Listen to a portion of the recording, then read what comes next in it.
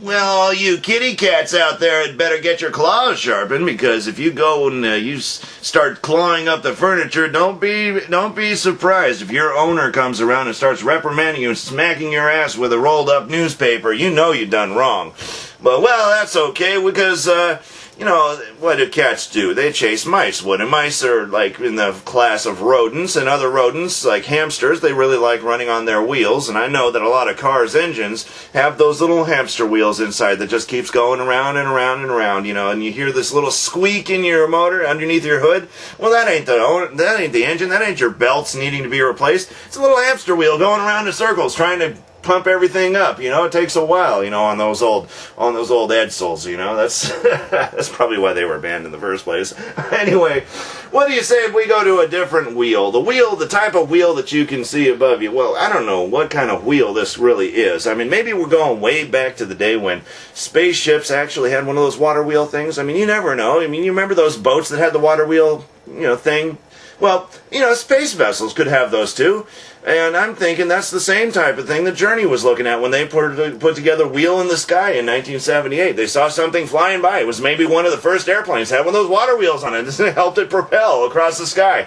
Well, who knows? Wheel in the Sky. I mean, what does that mean, really? Does that mean the Wheel of Fortune is being played up there by the angels, and you can actually see the clouds form the shape of the wheel, and it keeps spinning around? I don't know. What is it? I mean, come on, explain it to me. What is this Wheel in the Sky? If any illustrators are listening in right now can draw a picture of what the wheel in the sky is supposed to be, I would love to see it. But that would be asking way too much. That would be taking too much time. So we're going to be giving you some Journey and Wheel in the Sky, and then we're going to take a breather, and then we're going to come back, and we're going to hit you up with a real good hard rocker with Dave Clark 5. So you keep it right here at the Cat, KWKAT, Planet Furry Radio is the place to be. At the Time Machine Show, you never know what's going to happen. So let's catch that wheel and go bye-bye. You know how many times I run out of breath at the end of my broadcaster? Several. Yeah. But then again, it's like, I feel radio is like, not only a way to broadcast to the public, to show your musical knowledge and, you know, have a little sense of humor and a little interaction with the audience and all that stuff. I mean, it's everything, but it also helps build your spontaneous creativity by a few notches. It really does. I mean, when I did this show 3 years ago, I didn't have no idea what I was going to talk about the next day, and I would often stress about it, like, oh my God, what am I going to talk about? But you just dive right in. That's the secret. You just dive right in, have fun, and you take it, you know, and as you know, you get better with time. Now, granted, albeit, this is a little different from broadcasting. I'm talking straight to you, the camera now, the listeners.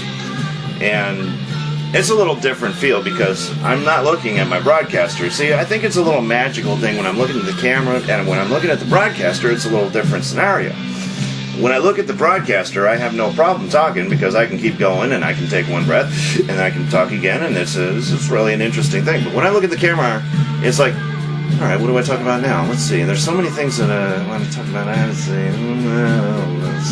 Dial down the center at 1-800-CALL-ATT. No, that's but, you know, so I think it's a different world altogether. I just got to make believe that, well, hey, maybe I'll just say that you're the broadcaster and that's the camera. But that wouldn't be good, because then if I were to switch, then I would be like, okay, what am I going to talk about now? And then I start using those useless fillers.